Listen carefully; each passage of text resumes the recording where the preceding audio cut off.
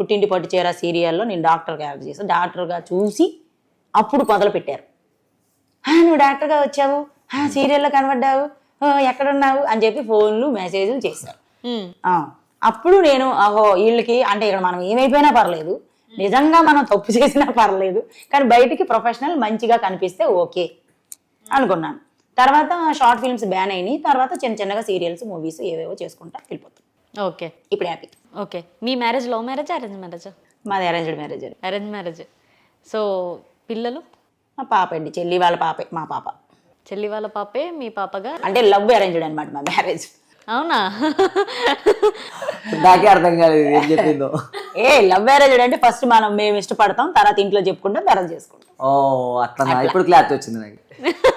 Clarity వచ్చిందా ఇప్పుడు? నాకు వచ్చేసింది, ఫస్టే క్లారిటీ వచ్చింది. ఓకే. అంటే ఎన్ని ఇయర్స్ లవ్ ఉండే మీది? అప్పుడెప్పుడో చిన్నోళ్ళం.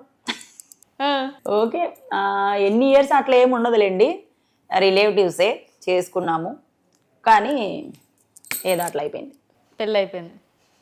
ఇప్పుడు అంటే ఇష్టంతో లేరా? ఇష్టంతో ఉన్నాము అంటే ఎప్పుడో జరిగిపోయినాయి కాబట్టి గుర్తులు ఉండవు.